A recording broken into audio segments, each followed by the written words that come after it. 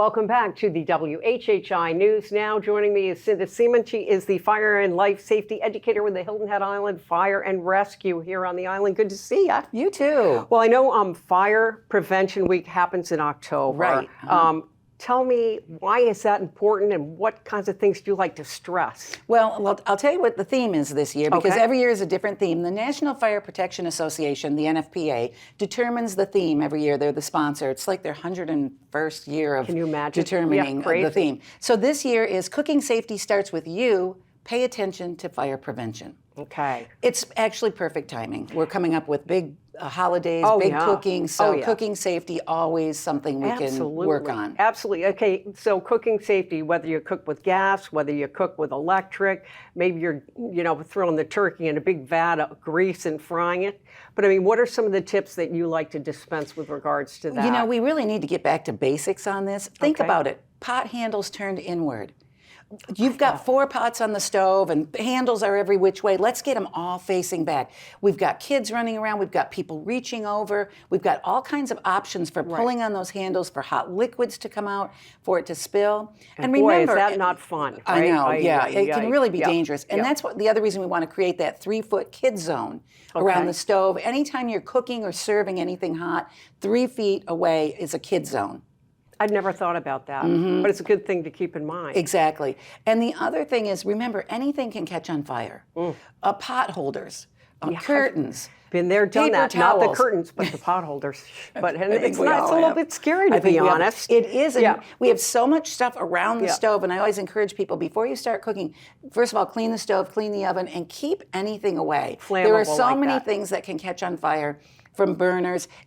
Also, you're draping sleeves. If you're reaching over a burner, you've got draping sleeves. Right. That could catch on fire. Long jewelry, it can catch on a pot handle. Man. That's bad news. That's why we keep those pot handles turned in. So lots of options for fire during cooking, especially with the more people you have over, the more going on in the kitchen. Absolutely. The busier it is, the more apt you're going to have it. And I wouldn't have thought about the jewelry issue either, but boy, that could be a mess too if you end up snagging on the handle and things go flying. A disaster. All right, good things to keep in mind. Now, I know you guys are having a pancake breakfast to kind of in recognition of or for Fire Prevention Week. Tell me about that. We always have a pancake breakfast to kick off Fire Prevention Week. It's just to bring that awareness back, talk about the theme, remind people, especially with the holidays coming up, it's perfect timing. So we've done it every year. It's really fun. We serve pancakes and sausage. The event is free. It'll be at Station 4, which is on Square Pope Road, near the back gate of Hilton Head Plantation. And we'll have all the trucks there. You'll be able to tour the stations. Cool. The kids love that too. So do the adults, as a matter of fact. Well, we'll have Sparky the fire dog for the kids. Sparky. They'll love that. Good. We'll do some live fire training for the adults with that'll some fire be cool. extinguisher. We're going to have games for the kids. The kids will also be able to do the Junior Firefighter Combat Challenge, which is a junior version of what the crews do. When we hire, they have to pass a physical fitness. Yeah. We make a junior version of it. I think that's They're great. dragging a dummy and running through a ladder and doing all kinds of stuff, and would they ever think of doing an adult one? Because I'd do it. I really would. I don't know if I'd pass, but I mean, it's a great idea. Now, it is. Of course, Cinda, if we do come to the pancake breakfast, they will be cooking safely, will they not? That's right. Hope so. That's right.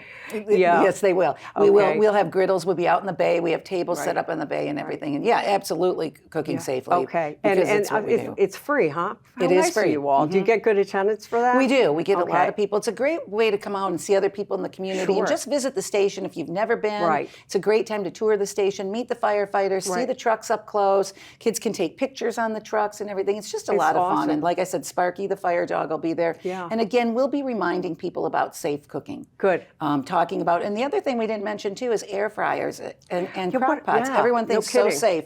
Yes, they can be. The more things you have on your kitchen counter, you've got that air fryer pushed up against other items. You've got to make sure it has air around it. Oh, my and goodness. That it's got some breathing space. And with the crock pots, yes, they're safe, but make sure they're not somewhere where they can easily be tipped over, pushed on, knocked over.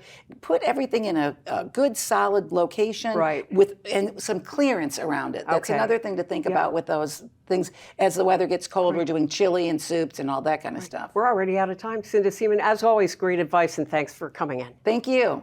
And we will be back in just a moment.